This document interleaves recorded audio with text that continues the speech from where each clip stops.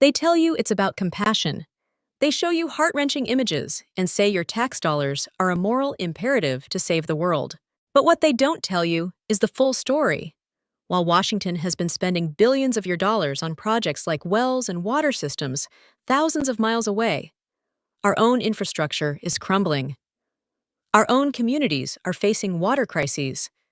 The media wants you to believe that cutting foreign aid is cruel. The truth is, continuing to write blank checks to the world while we neglect our own people is a betrayal of the American citizen.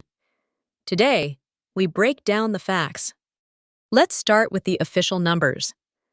The United States Agency for International Development, or USAID, is the primary vehicle for this spending. According to their own RIERs, in fiscal year 2023, the U.S. government spent about $1.7 billion on what they call WASH programs, water, sanitation, and hygiene. Now, on the surface, that sounds noble. But let's put that number in perspective. This isn't a small symbolic gesture.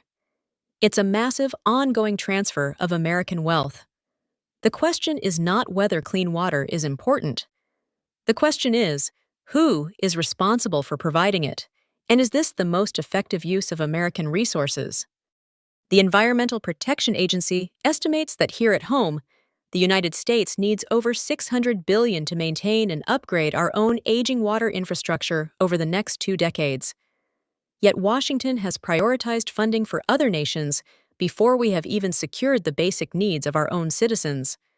This is not just bad policy, it is a fundamental dereliction of duty. The America First approach recognizes this reality. It asserts that the primary obligation of the United States government is to the United States citizen. Before we build a single well in a distant country, we must ensure that every child in America can drink clean water from their tap. The second part of this media narrative is that this money is always effective and always reaches the people who need it most. This is a dangerous fantasy. A significant portion of foreign aid is sent to regions with high levels of government corruption. A 2022 report from the Heritage Foundation argues that foreign aid often props up corrupt regimes and fails to foster the economic freedom necessary for countries to become self-sufficient. Think about it logically. When you pour billions of dollars into a government with a history of corruption, where do you think that money ends up? In the pockets of bureaucrats and politicians, not in the ground-building pipes for the poor.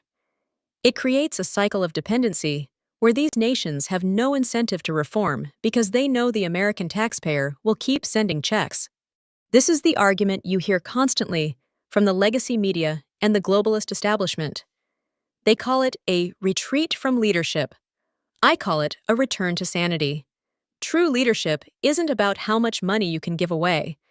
True leadership is building a nation so strong, so prosperous, and so successful that it inspires others to follow its example.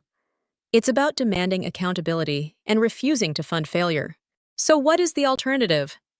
It's not about turning our back on the world. It's about engaging with the world intelligently, on our terms, with our interests at the forefront. First, any discussion about foreign aid must begin with a full accounting of our needs at home. A significant portion of the funds currently earmarked for global water projects should be redirected to grant programs for American cities and rural communities to modernize their water systems. Second, any foreign aid that does continue must be strictly conditional and results-based. No more blank checks. Countries receiving aid must meet stringent anti-corruption and transparency benchmarks. If the project isn't completed or the money is misused, the funding stops. Period. Finally, we must recognize that the U.S. government is not, and should not be, the world's sole charitable organization. The American people are the most generous on earth. We should encourage and empower private charities, faith-based organizations, and innovators to lead these efforts, because they are often far more efficient and accountable than large government bureaucracies. The debate over foreign aid for water projects is not a debate between compassion and cruelty. It's a debate between fantasy and reality, between a failed globalist consensus and a new, common-sense nationalism that puts the security and prosperity of the American people first. It's time to fix our own house before we try to rebuild the world's. Subscribe for more analysis that cuts through the media noise, and let us know your thoughts in the comments below. Stay informed.